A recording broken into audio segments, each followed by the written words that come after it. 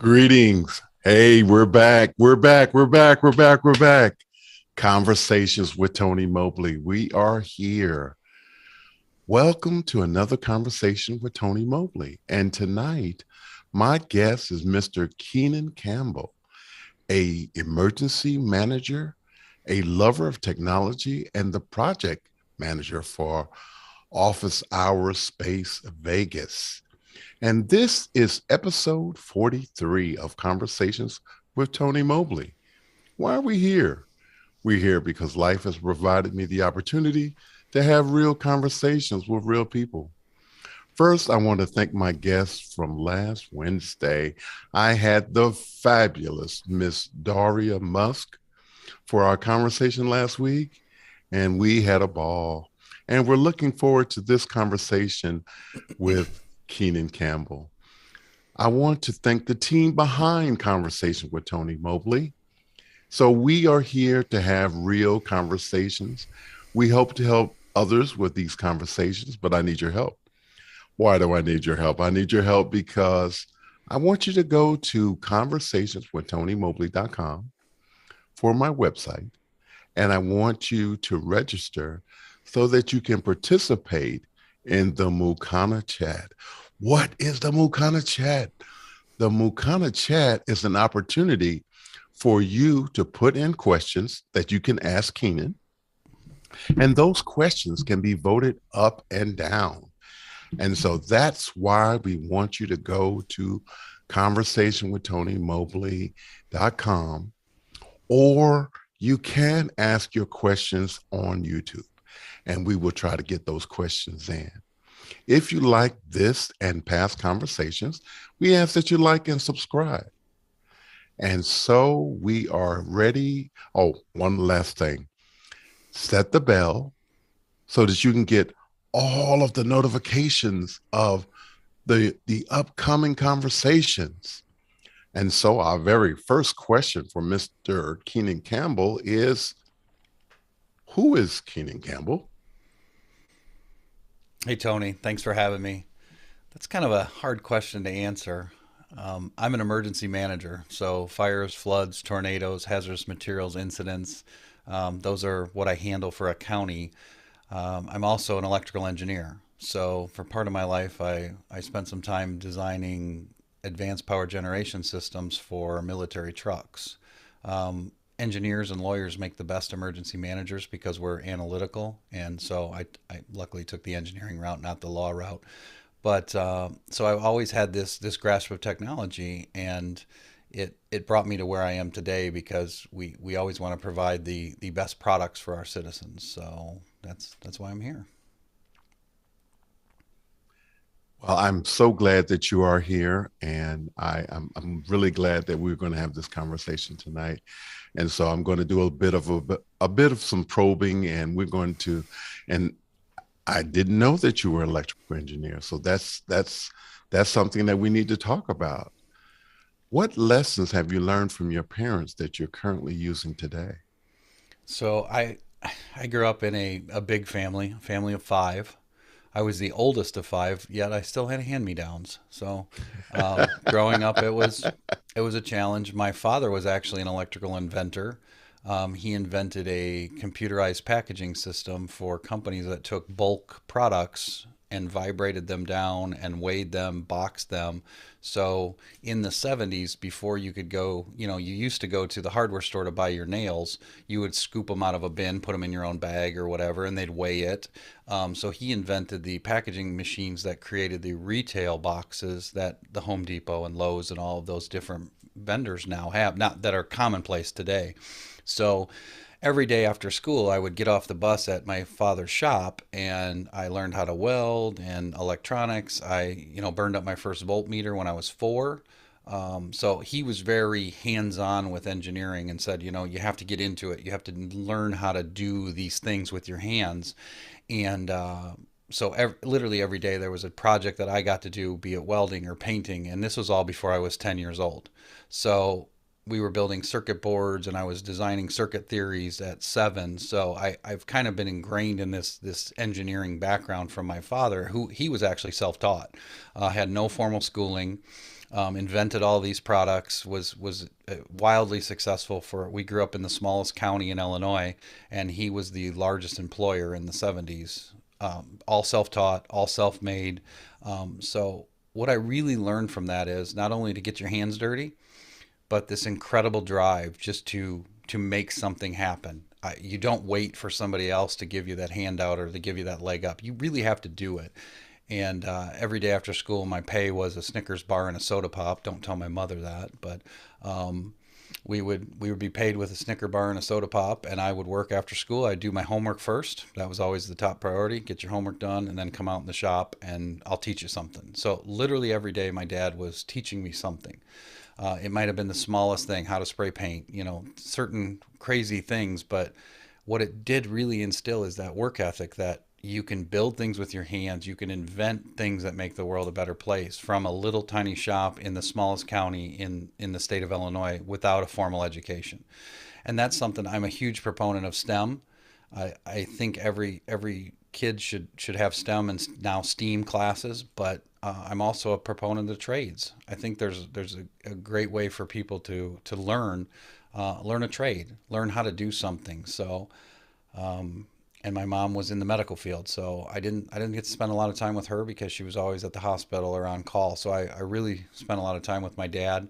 Unfortunately, he passed away when I was 10. So that, I don't know where I would be at today. I'm sure I'd probably be in the family business. Who knows where it would be at. But I cherish those first 10 years. Yeah, I want to talk to you a little bit more about your mom. And the reason why I'm asking you that is because, well, she was in the medical field, so that says a lot about you being in emergency management. But there seems to be, in my mind, that there has to be passion for people in order for you to do the things that you've done. This, I get the science part and the technology from your dad, but to do emergency management, to be a firefighter, those things have a lot to do with passion. So I'm I'm going to make an assumption that that's from your mom, and you can tell me whether I'm wrong or I need to just go take a hike, or just let's talk about it. No, you're 100% correct, but I will say it's from both of them. My father always believed in giving back to the community, so he was a volunteer fireman my whole life. Riding on the fire trucks, that was something you did. You went to the fish fries, you helped clean the firehouse. And they had what they called the fire plugs, which were the wives or girlfriends of the firemen. Because back, in the 70s, women in the fire service, it wasn't as mainstream as it is today. It's too super acceptable today, but back then it was kind of a guy's game. So the fire plugs would be there and they would help, and my mom was always there. So the fire department was always something that was in our career or in our family. We were at the Chili's things, we're helping out. And as a kid, if you wanted to eat at the chili supper, you had to help before the chili supper. So, we taught that service above self motto. My mom is actually an OB. So she always joked with my friends when they came over, and she goes, I delivered you. I delivered you. I delivered you. It was kind of the weirdest thing when you're growing up and your mom would say, I saw you naked. I delivered you. It was cute. she literally 30,000 babies. Um, our county was so small, we didn't have a hospital. So she worked in the hospital in the county next to us, and that was the closest hospital. So when you went into labor, that was generally where you went. So I mean, over the career, she's done OB her whole life, 40 years, and so you're right. There is a service component there. And we all growing up in a small community, I think that's really what taught you, the JCs are involved in putting a new project together. You just jump in and help. My dad coached Little League, so my mom ran the concession stand. There were all of these family service things that we gave back to our community, and it was both of them. It really was, and it was kind of a family affair, I would say. That's fantastic. Thank you so much for sharing that. Can you talk about how you got started in streaming? So I've always been in technology. I like technology, and part of our emergency management agency is press conferences, putting out good products. So we were, early on we were I was bringing in my personal MacBook to create the weather graphics or the warning graphics that were being pushed out to social media. As that kind of evolved, we started doing the Facebook Live road checks where I was streaming actually from the road and showing the citizens what the road conditions were live. They were commenting. We did it as a one-man production. We sent that to Guy Cochran had helped us from the DVE store, so I sent that to him and said, "Hey, give me a ruthless review." This was early days of office hours. Give me a review. Tell me what I'm doing wrong. Help me be better. Because what we found were a good product equated to authority, but it also gave us credibility with our citizens that these guys know what they're talking about. If they're telling us the roads are bad, the roads are bad. Now he's showing us that the roads are bad.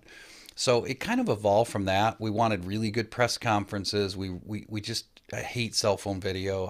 If you can't do it right, don't do it at all. So and that goes back to my parents and doing everything properly. We want to make sure we put out a quality product because our citizens deserve it. And the customer service that I want to give them is that we know what we're doing and we're trying to keep them safe.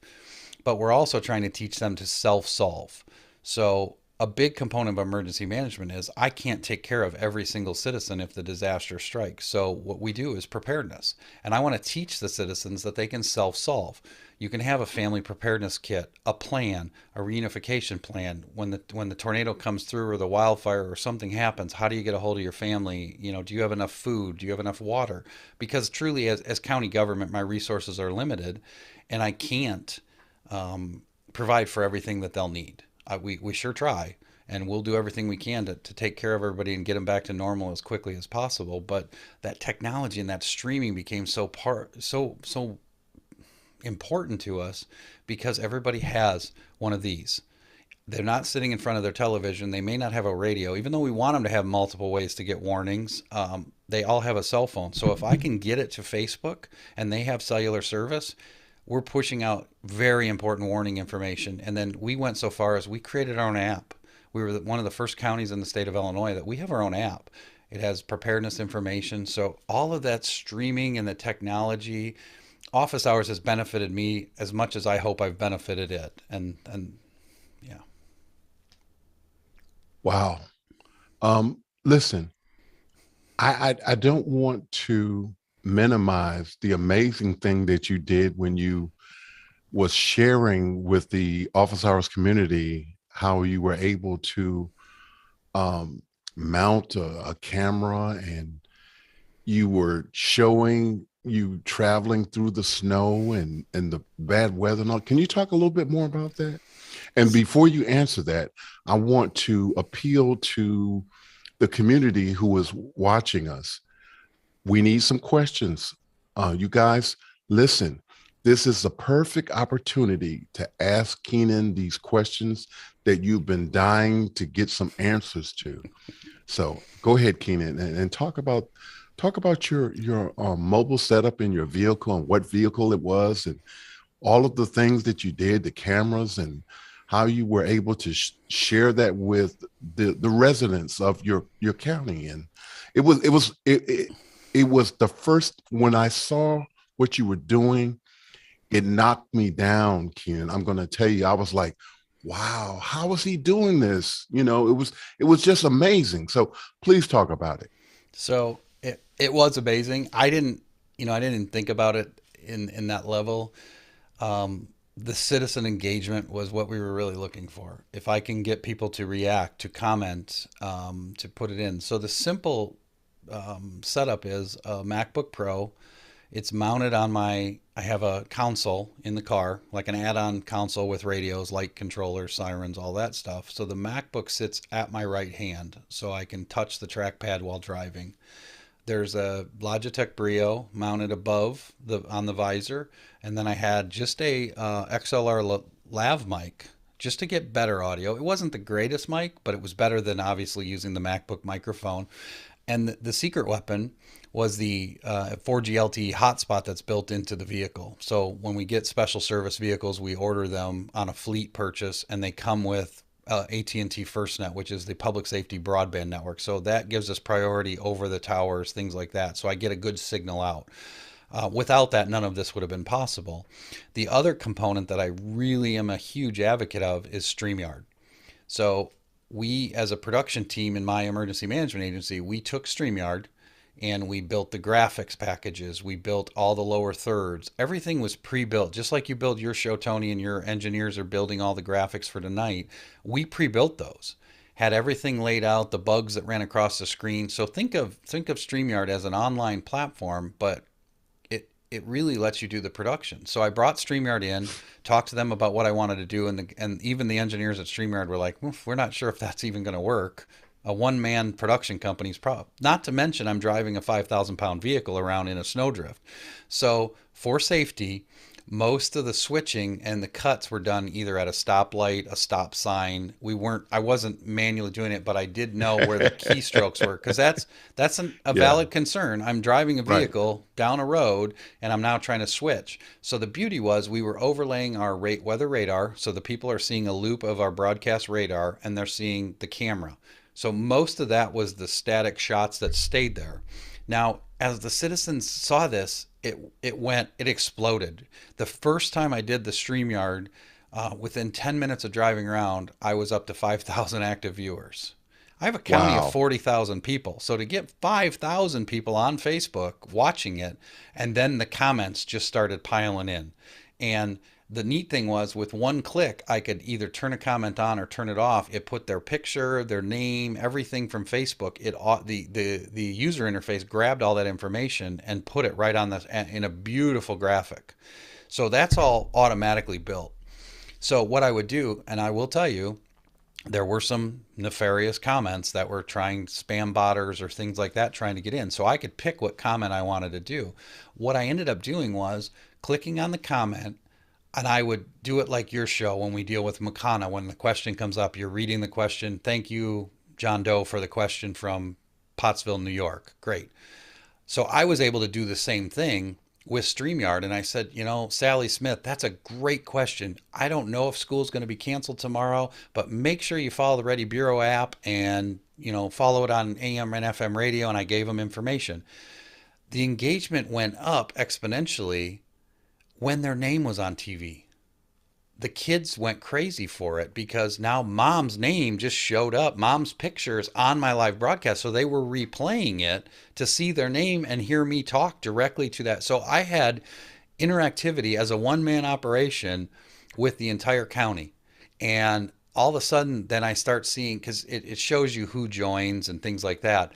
Now the TV stations are grabbing my live feed and putting it on air while I'm live. And I see that TV6 News and QAD News, because all the news networks, once one picks it up, they're all going to grab it. And so now they're cutting to me live from their weather centers as I'm in there, and then they're posting questions as the TV station asking me about the weather in Bureau County. So it became this incredibly interactive product that I never expected it to go past, the confines of my county.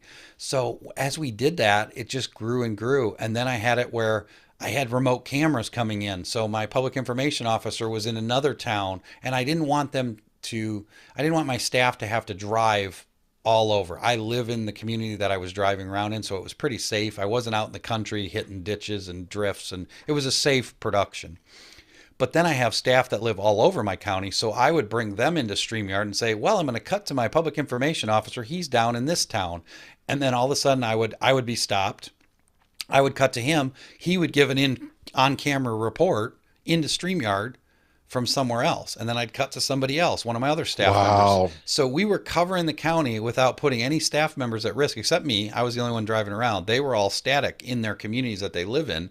So Right. it became this, and it really exploded because people just shared it. And I mean, the very first one I did, I think we had 15,000 shares.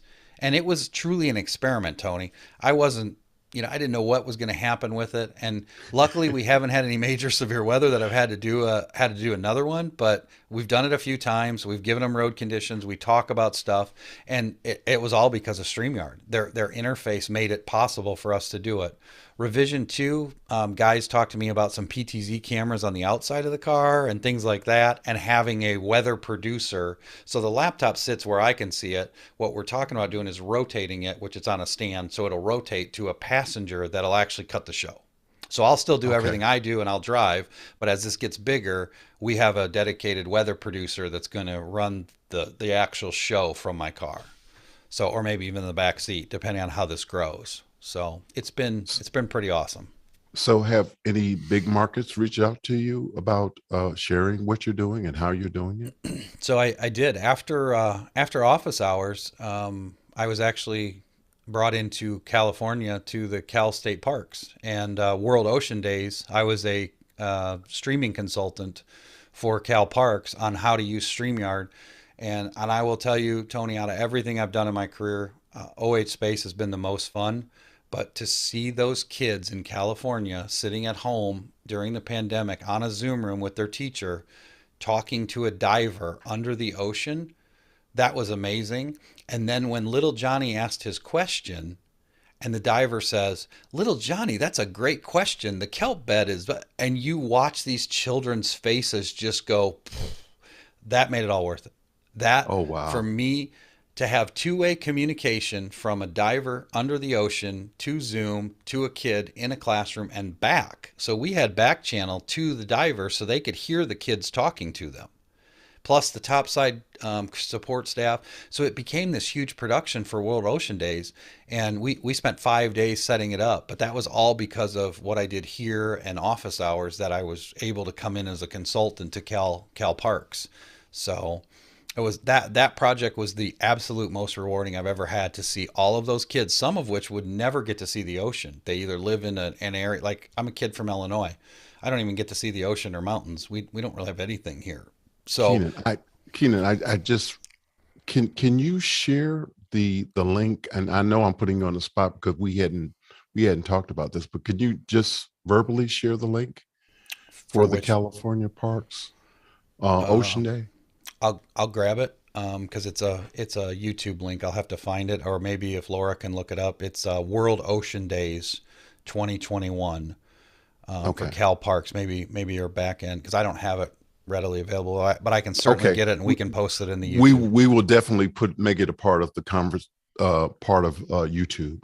Okay. And so we're going to go on to the next question because I want to get we want to get to OH space, but we have some questions that we have to get to before then. So let's look at this question from Mr. Kenneth Jones from Seattle, Washington. How did you become the chief worrier for your community? Kenneth, that's a great question. I guess I'm a glutton for punishment.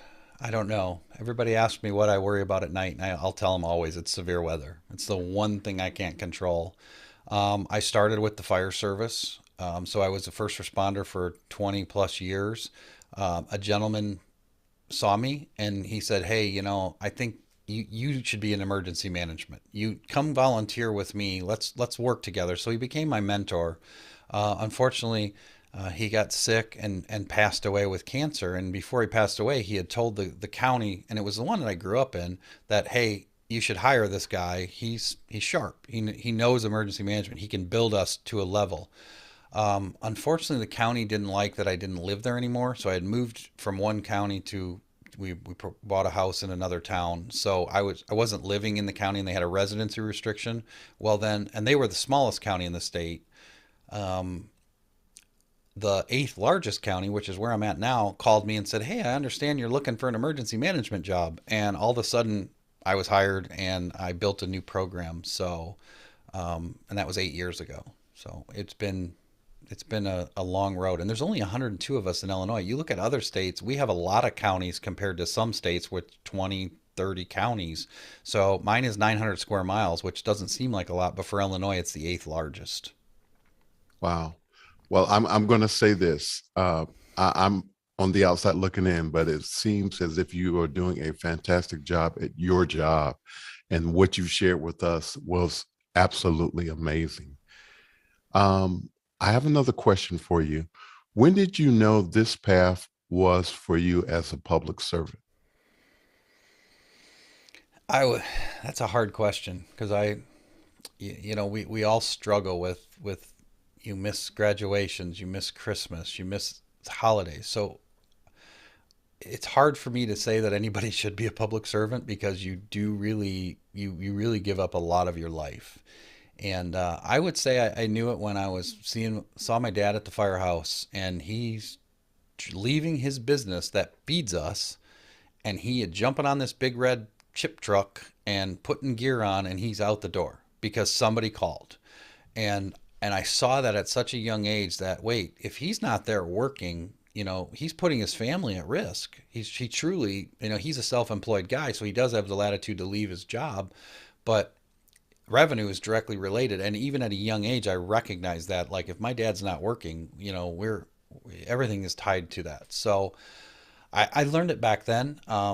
And the volunteering part is something I recommend everybody. We're always in need of volunteer firemen and EMTs and those folks. So I wish the generation coming up understood the importance of being a volunteer, even if it's just until you leave college or when you come back for a few years. It's really a rewarding career, but sometimes it's a challenge.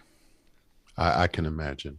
Um, all right, so I'm going there now. How did you hear about office hours? So a friend of mine, Jeff Dudley, is a tech guy, and he sits around and he just I think he just tinkers with things. I don't know what he really does for a job. And he goes, "Keenan, you really got to check out these guys. They're doing some cool stuff." And I had heard of Alex. I didn't really know him. I saw him on Mac Break and things like that. So I didn't have a good tie in there. And I jumped in office hours, and I thought this is pretty neat. And we're in the pandemic, 14-hour days. We're doing all the PPE distribution for the county. So it gave me a little bit of time to just kind of focus on something else. And the thing is that I've told people a lot of times is for a kid from Illinois to be exposed to all of these media professionals in these industries that, to be able to send Courtney Gooden a message, the guy that invented the teleprompter, I couldn't have done that without office hours. And so it levels the playing field for all of us. I mean, it brings the quality of your production up. It brings even our Cal Parks projects was part of office hours and the OH space. So this community of people, they would never give me the time of day, as I guess how I would say that. And I met Guy Cochran, and I said, "Guy, you know what? I need to invest in some gear. What do you recommend?" And I knew I could trust him. He treated me, even though I'm a small customer, he treated me just like I was his biggest customer. He had his staff on stuff. "Keenan, we'll get you cameras. We'll do this. What do you need? What are you trying to do?" And some of the big box online retailers, while they give us okay customer service, I never had that personal connection with Guy to say, or with any of those folks like I did with Guy, where I could call him up or text him and say, "I'm in a bind." In fact, for OH Space, I needed a camera. We had a failure on one of the cameras, and I sent him a message. He had his staff on. We're not talking about OH space yet. We're not Okay. talking about I'm OH. I'm really I'm not. I'm just talking about the community and how they've taken care of us. So, okay. Sorry. Please share how you are still embracing new technology for your own personal development. I really can't afford any more new technology. I just um, part of this personal development was, with the trauma that I went through in my life. I embrace Zoom. I use Zoom to talk to my friends. When my wife asked me for a separation, I would have been in the house completely alone. But instead, I had a group of people from all over the world that could see my face, they could hear my voice. So I guess the embracing of technology for my personal development was it got me through one of the hardest things I thought I would ever never have to deal with. And OH Space became an outlet of that. But after hours with all those folks, and private messages from so many friends that I didn't even know I had, but I have them now for sure. And without Zoom and without after hours and office hours, those people wouldn't know my mannerisms, and they certainly wouldn't know that I'm having a rough day or I'm down a little bit. And, so I went from separated in December to divorced in January, and that was rough. And if it weren't for all of you guys, I don't think I would have handled it nearly as well as I did.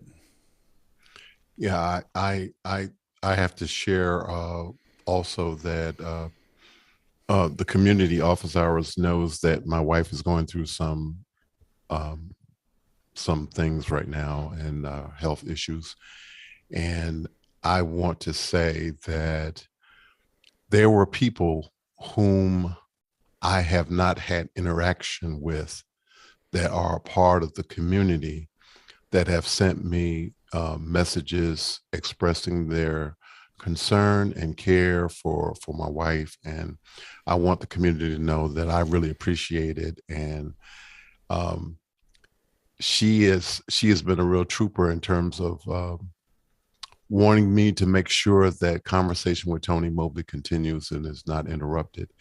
And so I did end up canceling one show, and she wasn't happy about it.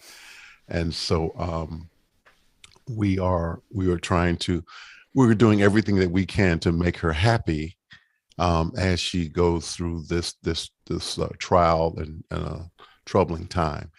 And so she she my sons are taking good care of her tonight so that I could participate in this conversation. So I understand, Keenan, very much how the community is embracing us, and to get a message from someone in another continent, wishing my wife well means a lot. And so that's the power of community, and this is and indeed a global community that we are a part of. So I completely understand.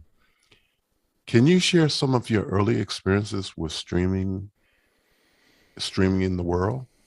Yeah, I've always played with technology. I remember the TRS-80 computer with the tape deck and all the old computers. And I guess my first experience with streaming was tying up my mother's phone line with AOL, just screwing around.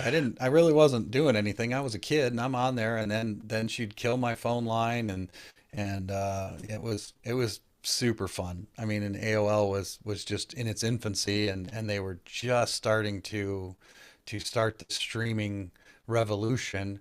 And then coincidentally, and I'm going to talk about it even though you're probably going to yell at me, I actually watched a rocket launch streamed, and it was terrible quality, but it was like 2000, 2001, somewhere in there. And it turns out that I watched Preto's rocket launch before I knew who he was.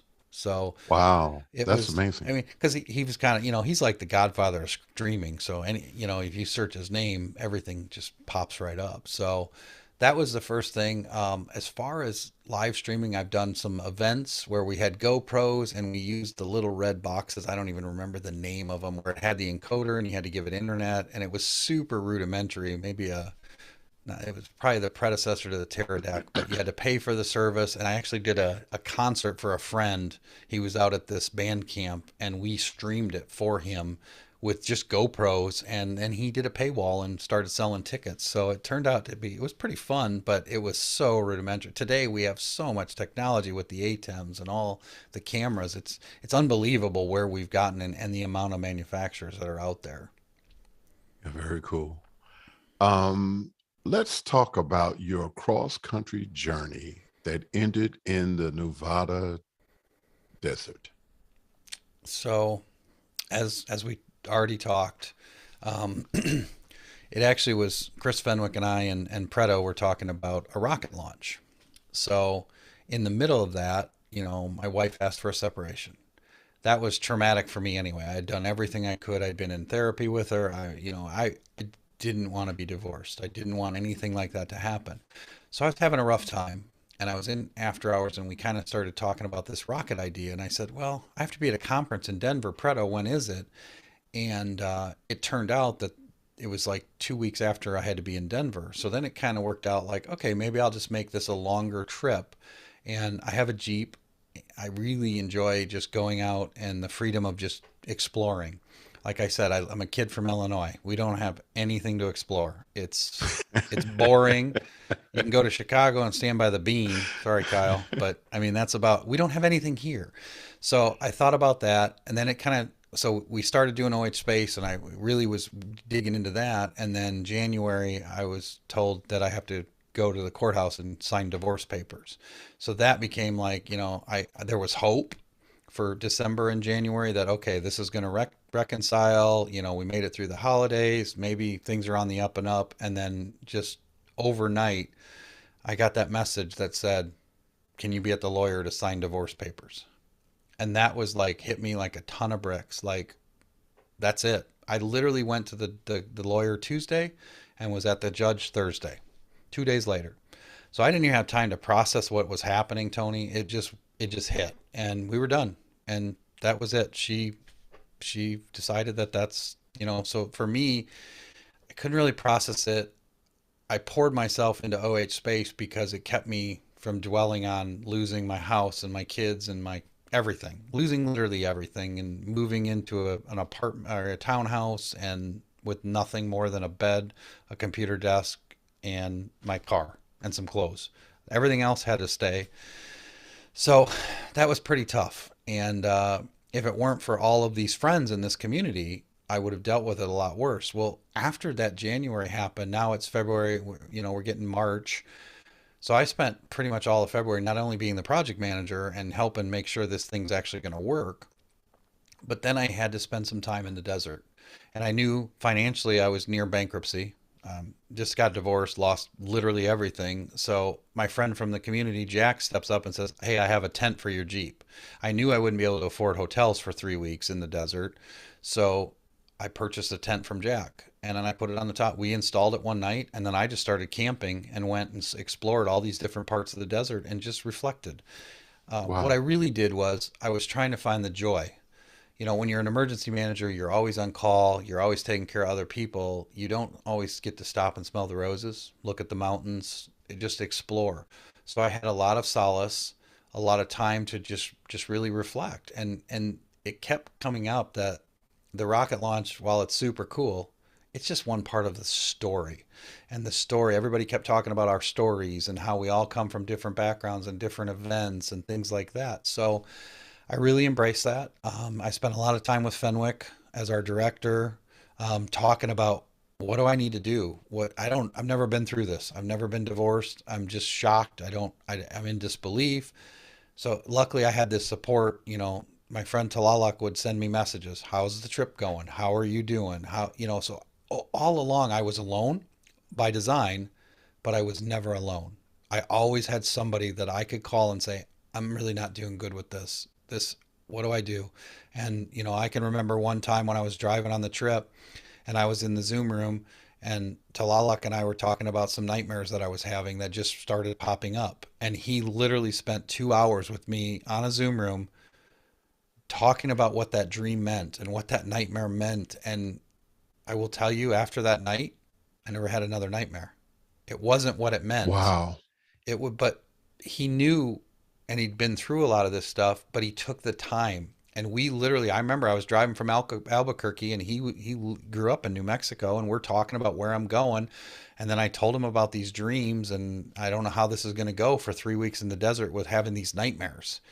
And they were new. It wasn't something I had dealt with, and we talked it out, and we talked about how they were affecting me and what they meant, and just getting that out helped. And that's where I kind of knew on this journey that the 5,300 miles I drove would be totally worth it because I got everything out. I recorded a ton of footage on my camera. I'll tell you, I deleted a lot of footage, but just because I talked it to a camera, I feel like I got it out of my head, and I cleared it. And some of it, it never got saw. Nobody saw it. I deleted it. A lot of it got sent as part of the story and possibly the documentary. But just to be able to have that clarity, the journey was worth more, and the community behind the journey is really what I value the most.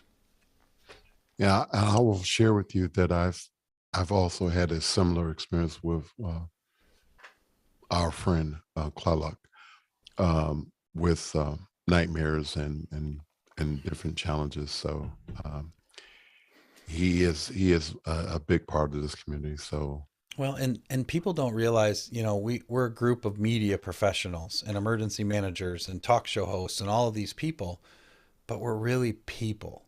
And we're people that want to help, be it with your ATEM switcher or your nightmares or your camera or your relationships at home. And I've had these conversations, and I've talked to a couple of my friends that have said, what would you do differently with your relationship? And my number one answer was, I would never have moved out the first day. When that day was the turning point when I said, okay, you want me to be somewhere else? We want to work on this. I'll move. I'll rent a place and give you your space.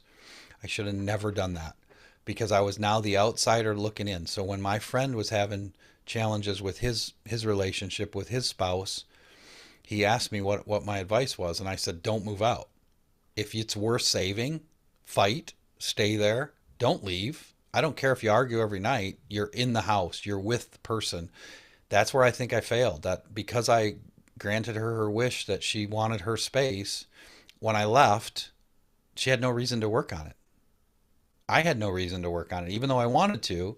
So, I gave that advice to my friend, and I said, I'm definitely not the poster child for giving marital advice, but I'll tell you what I feel, that if I never would have left, I think my family would still be together. Maybe not. I'm speculating, Tony, but I gave my friend that advice, and I will tell you today, his relationship is stronger with his wife than ever because he doubled down and he told her that I'm not leaving. I want to work on this stuff. I feel like it's important, and those were conversations that I never got the opportunity to say. So, this community is so much more than live streaming and switching and TV shows. It's people.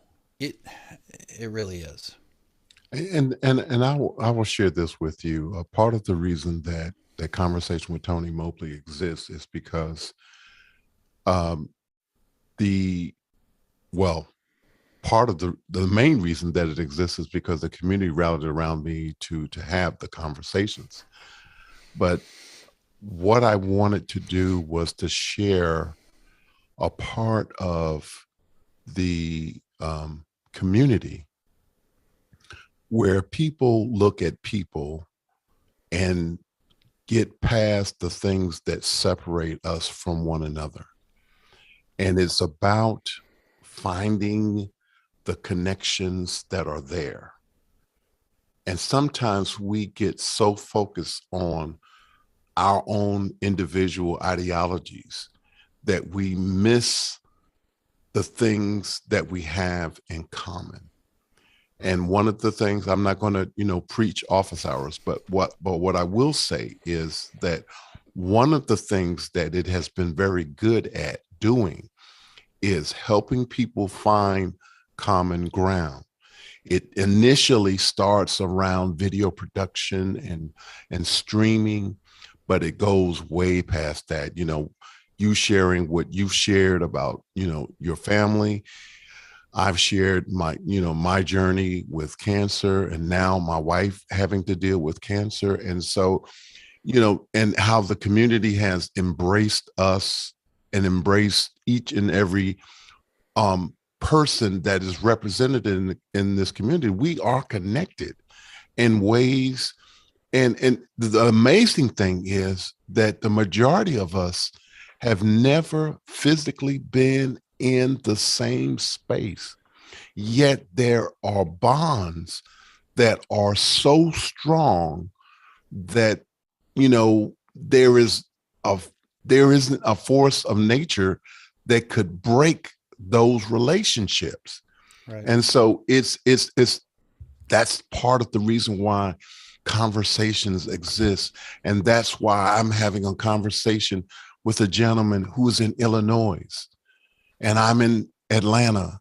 And we've had conversations with people all over the world, conversation with Tony Mobley and office hours and um, cooking shows and all of these different ways in which we continue to an OH space. And how we are able to do all of these amazing things is because the sense of community is stronger than anything else. And it's just an amazing journey to be on. And I'm so happy to be a participant in it. And so we're gonna now talk about OH space. So, well, no, we're not. We're gonna do this question from Dan Hubert from Erie, Pennsylvania. What is emergency response technology going to in the next 5 to 10 years? That's a hard thing to predict. Um, Sadly, when we write our plans, there's always the contingency for technology. Cyber attacks have been on the rise, so we have to harden our facilities. We basically have the technology in my agency to build infrastructure where none exists or where it's damaged or destroyed.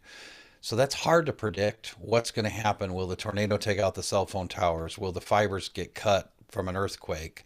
Um, I will tell you that the advancements that I'm seeing today that I'm super excited about is Starlink. Um, if we don't have cellular comms, I have to rely on large satellite dishes that cost me a fortune to run that we never really turn on because they're metered connections. So what SpaceX is doing, well, one of things that they're doing is the Starlink system. We bought it.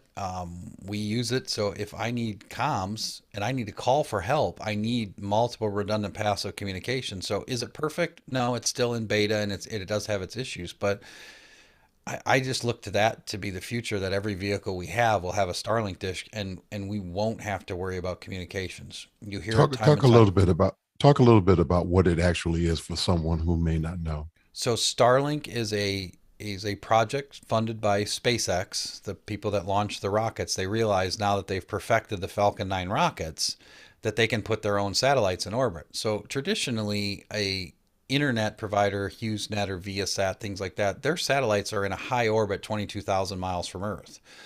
SpaceX decided, let's do a low Earth orbit, much closer to Earth. So it's a radio transmitter. So the farther it has to go, the longer it takes, things like that. There's RF calculations.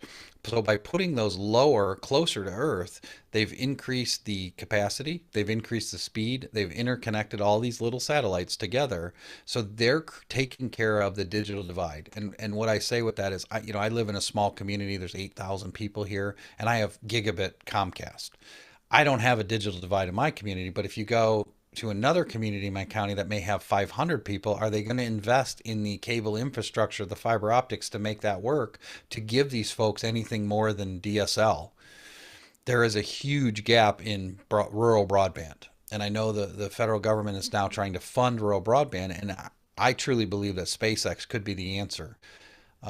We ran an entire video production on a couple Starlink dishes and some LTE connections. So to me, the proof's in the pudding that it actually really did work. So I see that the communications are going to change over the next 5 or 10 years. That's amazing. Wow. Um, you brought up digital divide. We are really dealing with some serious issues as far as the digital divide is concerned in terms of not just the rural areas, but also in some of the inner cities. It is still an issue, and we are we're part of the the exposure that took place during the pandemic was that the lack of uh, broadband availability in rural areas as well as in uh, metropolitan cities, and so it's a very serious issue. And I hope that that is one of the solutions, that the Starlink will be one of the solutions that we can utilize to meet the need, regardless to the location in the United States and the world. Yeah, Um, I truly do believe that, the U.S. has a digital divide, but we're nowhere near what some third world countries are. Our friend Jack is deployed over with a group, and they had to fly in a Starlink just to get them enough internet to work in Europe. They're over there, and there's not enough internet, so it's something that we looked at it from a county perspective and said, as my continuity of government plan, I'm going to have this as my last backup. So it really has worked, but it's also going to be that once they get the price down, because the equipment's $500 and the service is $100 a month, so most mid to low income families may not be able to afford that. So there's going to have to be some type of a subsidy or a grant or something to do that. We had problems in our community during the pandemic when with the same problem you were talking about, and the Illinois Commerce Commission stepped in and told the cable providers, you need to come up with a low cost, no frills, basic internet for a family. And it turned out it was like 1995 a month for any family in Illinois that needed internet. That Comcast would put that device in. It wasn't great, but it was enough for Google Classroom. It was enough for the kids to stream and do stuff with schools. But it's something that parents looked at, like internet may not be as important as groceries. So they don't want to have to prioritize, do they get their Netflix or do they get groceries? And that was something that luckily, Comcast and some of the other companies stepped up in Illinois, but it was something from our planning perspective that now we have parents calling, is there anything we can do? Is there any assistance available to help me? Because I literally can't afford internet. We have our phones and they're on the basic plan and it's not good enough for the kids. The other thing that we had is they didn't have laptops. A lot of the students did not. So then the run became, you couldn't buy webcams, you couldn't buy Chromebooks.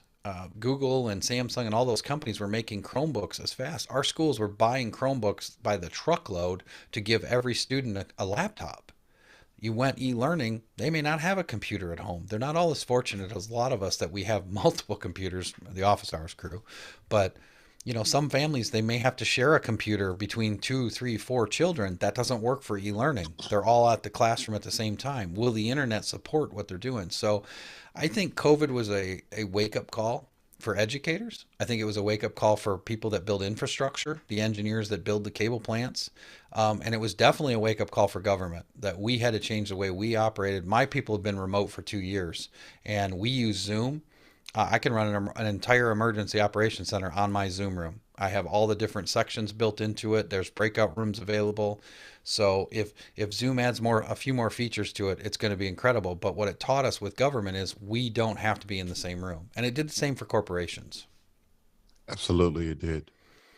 So I'm going to ask you now, what do your siblings think about all of the stuff that you're doing now? Um, it's kind of a mixed bag of emotions. Sometimes I don't show up when I'm supposed to. I've missed graduations, I've missed Thanksgiving, I've missed Christmas because I'm always on call. If an incident happens, my legal authority is that I have to go. So I miss Christmas, I miss Easter, I miss these holidays, I miss birthday parties. So they've they've gotten used to it. It doesn't mean they're okay with it, and especially, I believe that was a contributing factor in my divorce because my family was always second to my job.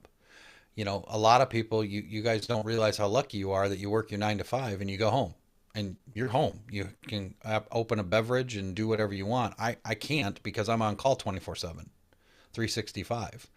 So it's tough because, they always know that they're, I remember a Thanksgiving, I had a train, an Amtrak train hit a tractor that was crossing a grade, went over a grade crossing, an marked crossing, and the Amtrak train hit the or Amtrak, yeah, it hit the train and it hit the tractor and caused the tractor to break apart. I had 187 people on that train, and it was Thanksgiving morning. So I'm literally walking down my Wow. stairs. We're walking down the Mm. stairs to go to Thanksgiving dinner, have my family, my kids, everybody's with me, and my phone rings, and I look at it, and I look at my wife, and I apologize, and I turn back around and I go put work clothes on. And they went to Thanksgiving without me, and I had a to go when I got home. So I can't say that wasn't a contributing factor to a divorce, because you're always second best to a job. And I can never, and if I do have a vacation scheduled, I have to ask another county to cover me. So the sad reality is that if I take off for Christmas, somebody else is leaving their family to not only take care of their county but my county. So there's a huge thing, and I can tell you the job is very rewarding, but the on call time is very stressful, and that's why I chose to take 3 weeks and just travel the desert and just relax and clear my head. I knew I was burdening my other. Actually, I had two counties that were covering me for my vacation because it was so long. I knew I was burdening them, but they knew what I had went through, and they're like our community and said, "You need to go. You need to go relax." So Yeah, very cool. Um, can we talk about the amazing infrastructure and community for OH Vegas Rocket Project? so this has been one of the most fun projects that I think I've ever ever been part of. And it started with Preto and I and Chris Fenwick sitting in after hours, and Preto was talking about his rocket launch, and I saw that little kid in John, like he was so excited. And I everybody loves rockets with Elon Musk and SpaceX and Blue Origin and all these companies. There's a new space race invigoration that's going on right now. And so I talked to John, and I made one comment. I said, with all the media professionals we have in this group, we should make it like SpaceX. We should launch a rocket like SpaceX. And that's kind of the blur that happened, that we just went with it. And John's like, perfect. You're the project manager. Figure it out. And then suddenly we have 80 people that are volunteering to help us in some capacity, and 20 to 25 that said, we'll come to Vegas. It was, Tony, that one, I couldn't even imagine. So the infrastructure truly were the 25 people that came there, pushing brooms, moving cameras. And the one thing that I said, and I met Bill Davis for the first time and Roscoe Jones, but I never said nice to meet you. I always said good to see you, because I met you 2 years ago. I know you. I know Bill Davis's quirks. I know Roscoe Jones' story. So I know these guys, and I always said good to meet you. But it wasn't like you talk on a phone for a little bit, you talk Zoom. Actually, this little screen, I can see your mannerisms, Tony. I can see you smirk. I can see I have a quirky, sarcastic personality. So I can see that. And while I've never met you in person, I know you.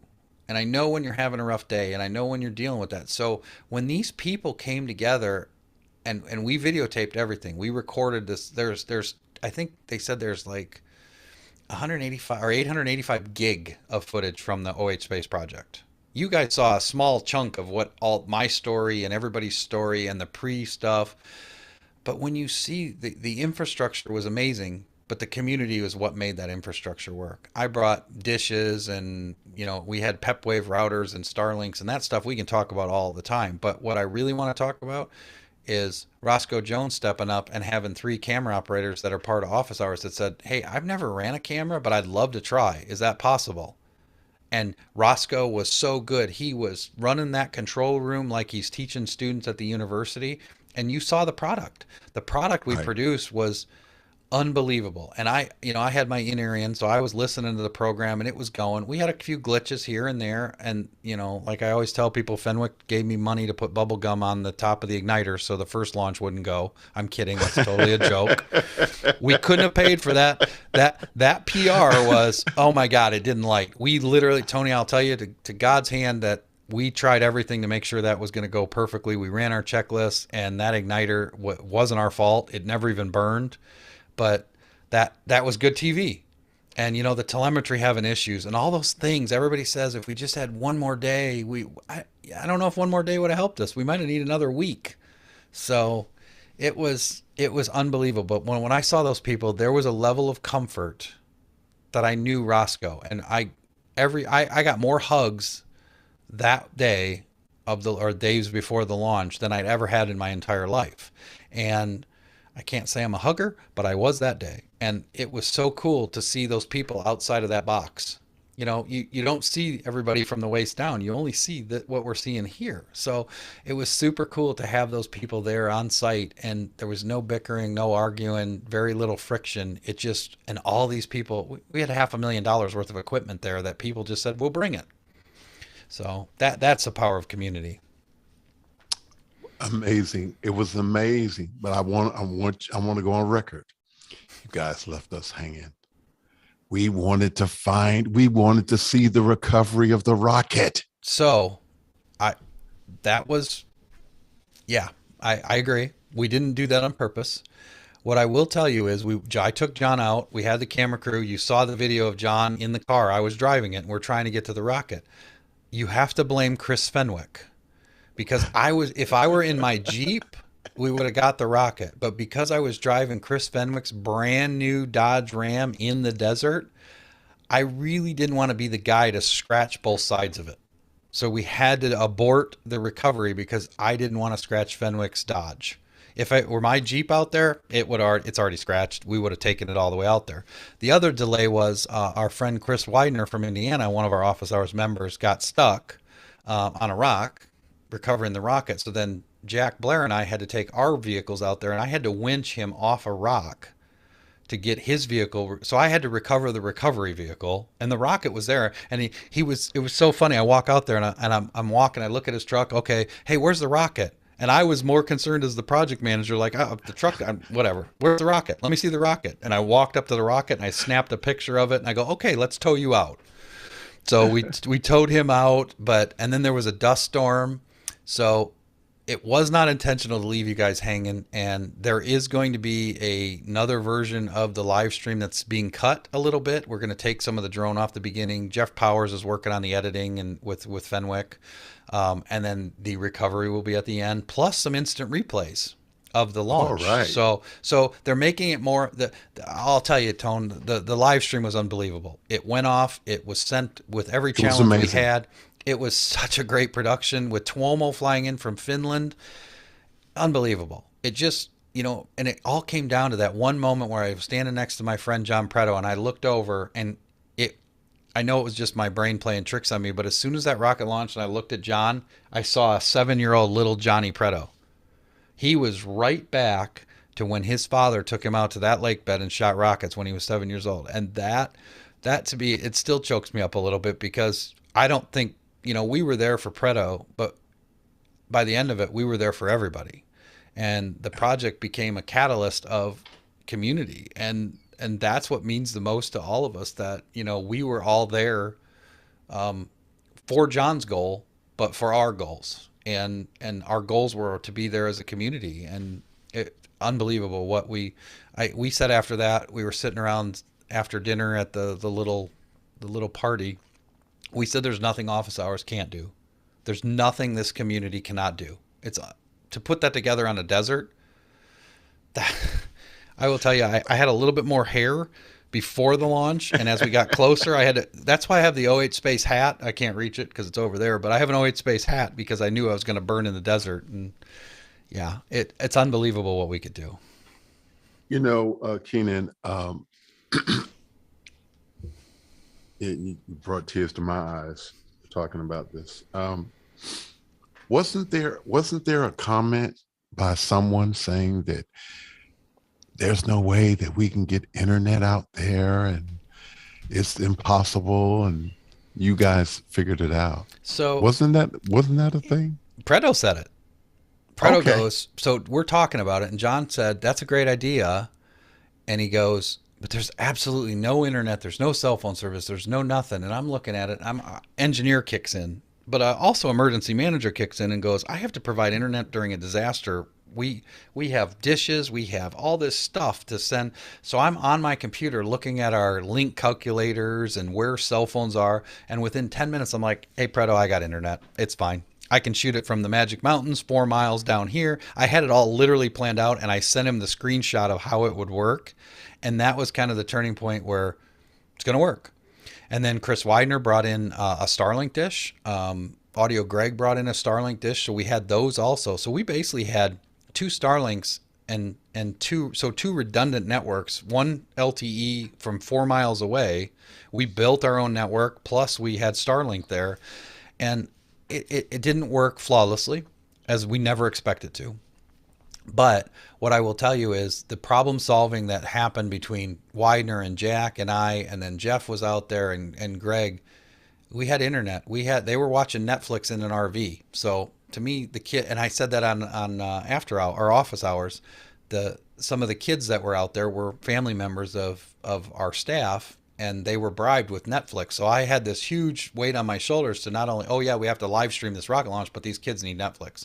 So I built two networks. One was the production network, and one was the kids' Netflix Wi-Fi. So we literally created our own Wi-Fi network. Our own all the infrastructure was carried in and built on Friday night, because we had some people. I needed to put an RV out at the Magic Mountains to put the dishes on the roof and put everything in there. But the gentleman that was driving the RV, Pete Rosato, I was using him so much for other projects Thursday and Friday that I couldn't just tie him up at his RV at the Magic Mountains alone. So I waited as long as I could Friday. That was, in retrospect, we probably needed to get that up a little sooner. Everybody says you need another day. I believe that sometimes, but I don't know if another day would have made us any better. I think we pulled it off, and Vienna was awesome. It was so great. I mean, the fact that we have a space dock in office hours. She was when we started talking about who was going to host it, we kicked a lot Before of you go ideas. any further with the space doctor, Yes, sir. where is the space doctor coming in from? She's coming in from Adelaide, Australia. So our Australian friends down under, I put out a call to them and said, listen, Vienna's going to be our host, but I need gear, I need green screens, I need microphones, I need cameras, I need everything to help Vienna. And every one of those, Mike Emmett and Brian and all those guys, Adrian, they were like, we got her. Don't you worry, we got her. And then Carl came in and helped set it up, Grant Whitehead. So not only are we a U.S. group doing a launch, we now have all our friends in the UK and South Africa and Israel and all over that are now answering the call that, guys, I can't leave Vienna hanging. Please help her. It got so bad, Tone, that John Preto shipped Vienna a shirt to wear on the show. Something was blocked with the Australian post that it couldn't get there, but Adrian had a patch.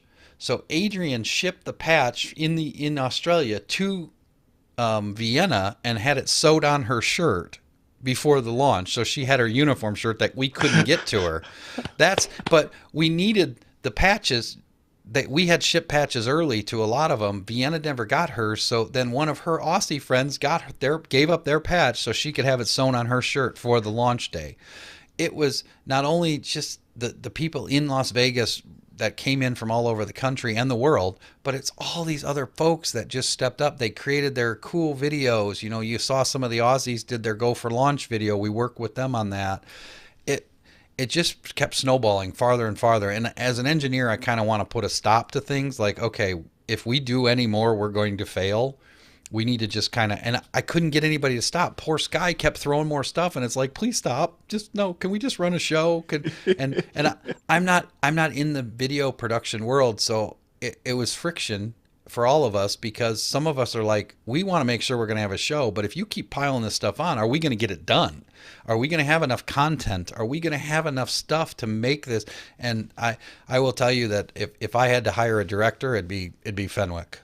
Chris did so much work on this, with building the packages and just putting the show together, and really, because the three of us spent days on Zoom talking about what do we think the show's going to be, what could it be, how do we fill the content, because the rocket launch is that tiny part of this. It's 3 minutes of 100 and an hour and 30 minutes. So how do we build enough compelling content and interviews and have this stuff? And then Braden came in as our host, as one of the hosts, and he's a rocket kid. So it helped his YouTube channel. He's not part of Office Hours, but he will be because he saw the amazing work that everybody did. So it was just an incredible experience of problem solving. I I I um I am just amazed at what this community continues to do in terms of rallying around, because it really wasn't about the rocket launch, as amazing as it was, and as you say, 3 minutes, but it was about all of these people all over the world coming together to make this thing happen. And it was an amazing thing. It was amazing to watch. And I can only imagine those people who actually were on the ground and had a chance to participate, because it was amazing for me just watching it. And so I thank you guys all so much for making the decision to come together and do what others have thought that it was impossible to do. Well, And so, like you said, when we there pulled is onto nothing that, when we there's pulled nothing onto that, that we, office hours can't do. you're absolutely right. And when we pulled out on that lake bed, Tony, the other people there that were getting ready to shoot their little rockets, they see a truck pulling in with this huge rocket on it, and they look like, oh boy, these guys are serious with the two RVs and two production trailers and lights and cameras, and oh my, it was the sight to see. So, but it was truly about community, and that Absolutely. 100%, 100% community based. Absolutely. I agree. Full. We have a question from Ike. Ike Potter. I got it right this time, Ike. Um, it is it is more than happy coincidence that the Rocket Man and emergency manager come together. I agree. Well, so here's a funny story, Tony, that hasn't been said since after the launch. So I was sitting at the after party, and Preto is like an, the crazy grandpa now to me. I mean, he was. We've talked literally every day for 5 months. Chris Fenwick's like my crazy uncle, maybe closer to a dad, but I don't want to reveal how old he is. But as we came together, there was a story, and Braden came up to me and he goes, "Hey, you live in Bureau County in Illinois." I do. He goes, "You know that John Preto's rocket is made in your county." I do not know that. What are we talking about, Wow. Braden? So Braden goes, Wildman Rocketry is based in Bureau County, Illinois. The company that built Preto's rocket kit. Hmm. So it was this weird, mind blowing full circle that, wait a second, Preto is building a kit that I want to help him launch, but it came from the county that I live in. That's a super Wow. weird. I wish we would have known that. And Fenwick was really mad at me that we didn't know that story before, because that would have been a whole nother little story. Like Wildman Rocketry is based in the county where Keenan came, and I didn't know that. I honestly, until the after party when Braden told me that Wildman Rocketry, the company that makes John's kit, was from my county, I never knew. It was unbelievable. It was just like that one more coincidence that happened, and I'm a master of disaster, and I will tell you a rocket launch on the desert with no internet is a disaster. It could have been. We pulled it off. So it's no different than when I'm trying to make sure you're all safe and you live here and the tornado comes through or the dust storm or the sandstorm. It's what I'm trained to do, but the human element that I saw that was different, not everybody thinks like me. Some people think like a video production person or a director or a TD. They don't think like an emergency manager, where I'm generally like 5 or 6 steps ahead of most things. By the time I give you the answer, I already know what the next 5 things are going to be that you're going to require.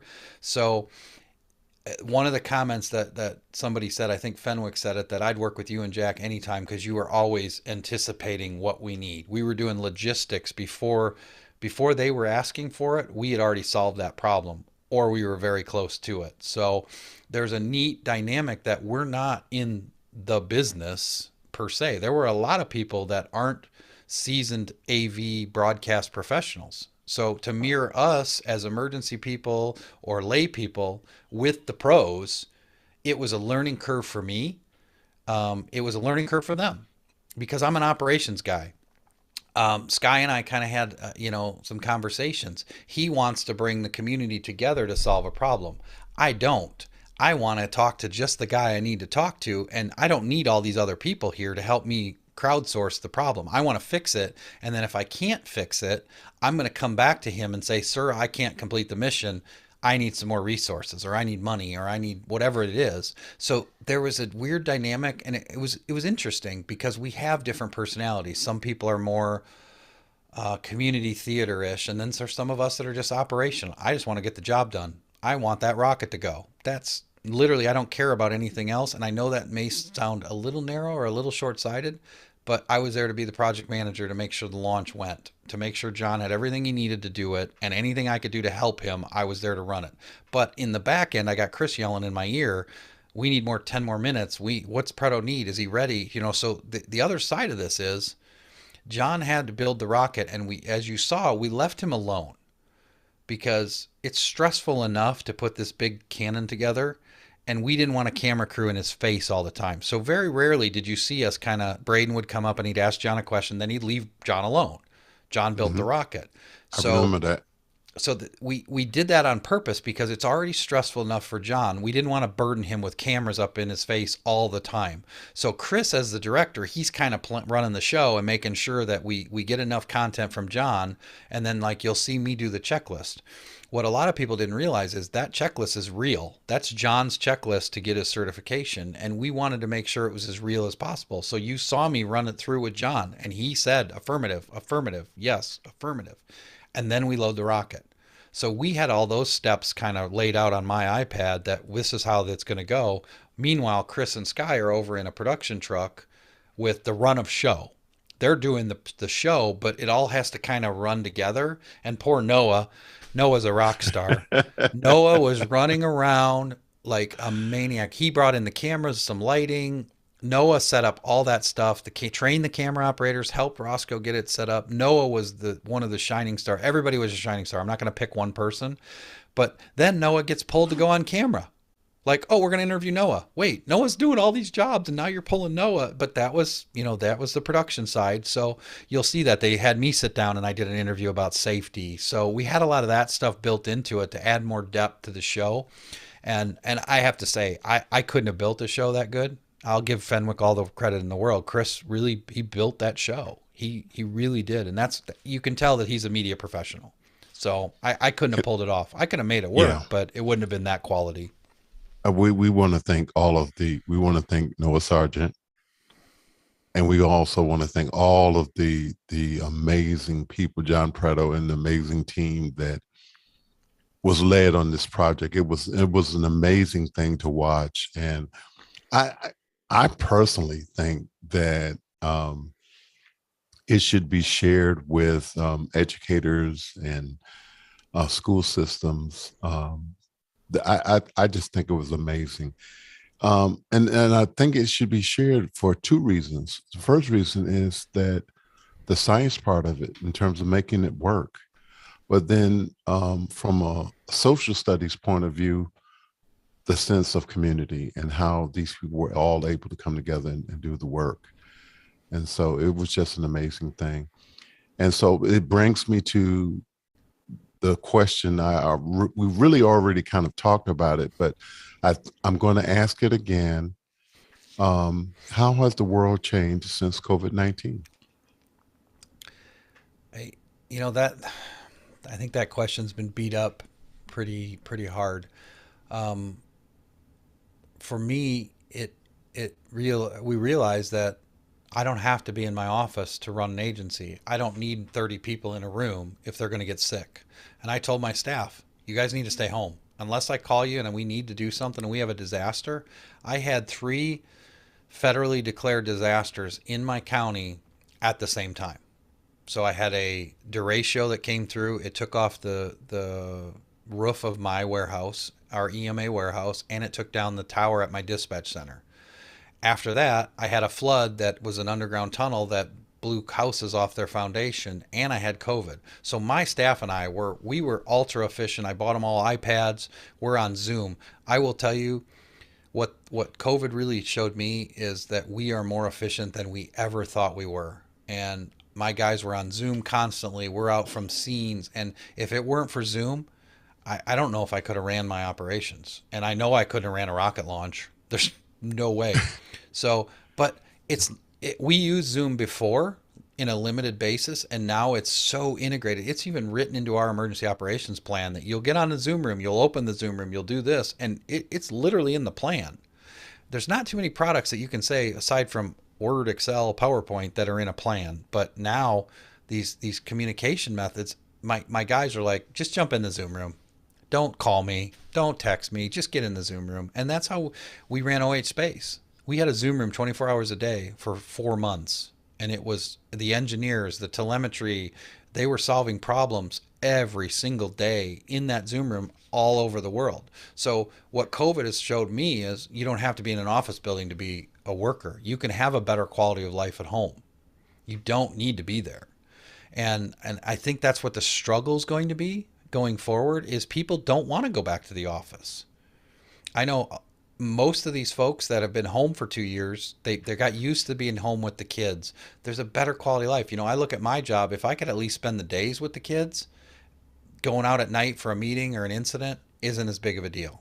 I've spent some more time with them. I lost 12 years of my kids' lives and they're gone now. They've moved on. They're grown up and they have their own families or starting their own families. So you can't get that time back. And I think that's what COVID taught a lot of these people is the job worth it?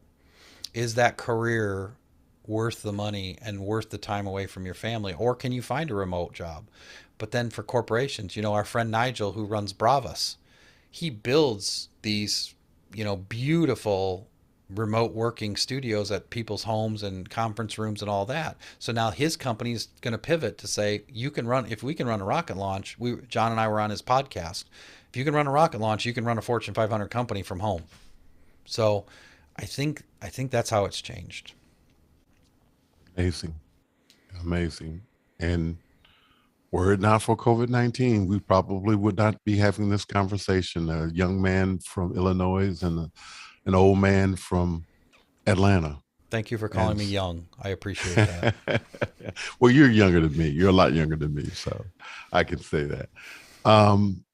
Can you talk about future projects that you and the Rocket Men are thinking of? So we have some in the pipeline. We have a big one in the pipeline. Preto told us after this was successful that night, I want to go to space, which involves crossing the Kármán line, and that's our plan.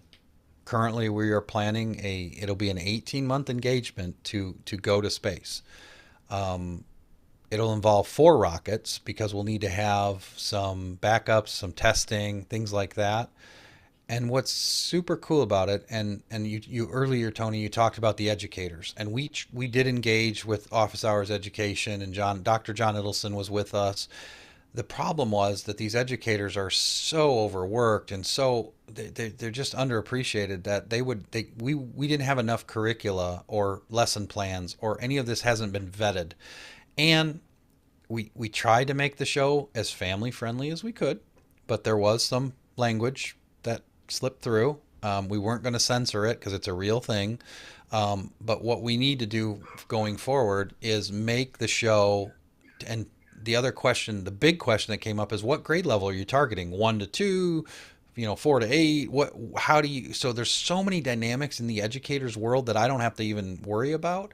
But the time to get them engaged and have them, and we talked to Emily Russo and a lot of the educators and Dr. John Idelson, but we couldn't package it fast enough. So what we thought was, let's do this first one. That'll give them a little taste of what we can do. And then now on the second one, which we're talking, it's going to be an 18 to 24 month project. We can build STEM events. We can do a build your own rocket event via Zoom. We can do some stuff with the kids. And we have time. So Nigel's jumped on board with that. Dr. John's on board with that. And I'm sure some more of the educators are going to help us, because I'm not an educator. I'm an engineer and an emergency manager. I know how to teach and I know how to publicly speak, but as far as building approvable curricula, I'm not your guy. I'll give you anything I can give you, but I need an educator to craft the lesson plans and the activities, and we'll work with them. So that's kind of the plan going forward. John wants to go to space, and we're going to make that happen. We're currently planning a launch at Spaceport in New Mexico if that works out. So it won't have to be on a dry lake bed. We'll have better infrastructure. So we're raising our production from the $500,000 to the $5 to $10 million game. So that's where we'll be at. So more to come on that, I guess I would say. Amazing, amazing, amazing, amazing. Thank you so much for sharing that, Keenan. You're speaking to the world. What do you want them to know? You always have that question, Tony, and I always think about it when I watch your other shows, and I always draw a blank. Um, I would answer this three ways. You always need to find joy for yourself. Your job will be there. You can be passionate about your job, but you can also be passionate about an unpaid rocket launch, which was a job for 4 months. Um, we need more engineers. We need more female engineers. I it scares me that kids. I was super happy that my 13-year-old son um, is like me. So I'm really hoping he becomes like an aerospace engineer or something.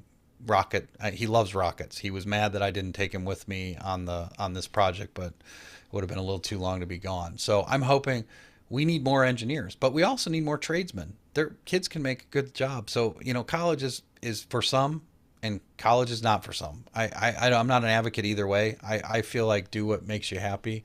As an emergency manager, the quality of life isn't great, so it's not the most ideal career. It's super rewarding. Don't get me wrong. It really is, but it's not the most ideal career. I think I'd want to go shoot rockets in the desert full time. I think that'd be okay. I have a lot more fun with Keenan, John and Chris. We and all of our, Jack and all these people that it's just you can see Bill Davis riding by on a bicycle. It's just where'd Bill Davis come from? He just showed up. So never stop learning, and never stop chasing something that you feel passionate about, whether it's a rocket launch with your buddies in the desert or anything else, a talk show with Tony. That's what I would say. You have to. Money will always come and go, but experiences won't. And we have a limited amount of time on this earth. Keenan, Keenan, thank you so much for being on with me today. Conversation with Tony Mobley is better for you having been a guest today. Thank you so much. I I really appreciate it. appreciate it. And I want to thank everyone who has helped make Conversation with Tony Mobley what it is. I want to start with my beautiful wife, Kimberly Mobley, Ron Mobley, Global Family and Friends, Alex Lindsay, Office Hour members, DVE Store, Liminal Entertainment Technologies, Byte Hive, Video, VDO360.com, ApprovalLoan.com, Cloud Bedrock LLC, Ken Jordan, Jonas Dattel, Aaron Huslich, Cherrick Cheetah, David Brady, Marcus Lee Folk, Richard Lavery, Chris Fenwick, Manalo Lozano, Jeffrey Powers, Bo Cordell, Mickey McAchora, Hasma Gajar, Doug Moeller, Laura Thompson, Bryant Chan, Dennis Champion Walker, Roscoe Jones, George Butters, Joshua Minden, Danielle Maxwell, Conversations with Tony Mobley producer, Clelok Miguel Lopez Waterman. It took me a long time to get it right. So Me, now that I got it right, I'm going to make sure I share it and all the syllables. I always just held my tongue and went Tlaloc. That's the only way I could get it kind of right. Yeah. I think we all get it So wrong, and he still answers when everybody calls him by name. Awesome. absolutely. Yeah, he's very kind in that way. Mr. Keenan Campbell, emergency service manager, video production professional, and one of the Rocket Men. Thank you for your great work. Next week, Conversation with Tony Mobley will have Mr. Lawrence Nelson, Director of Training and Professional Development for the Georgia Division of Family and Children's Services. So please join us next week for that important conversation that we're going to have with Mr. Nelson. I want to say thank you again to everyone. We have interesting conversations with real people. Please like and subscribe. Thank you so much. Again, Keenan, thank you so much. Take care, everybody. Good night. We will see you next week, or we'll see you in office hours or after hours. Take care and good night.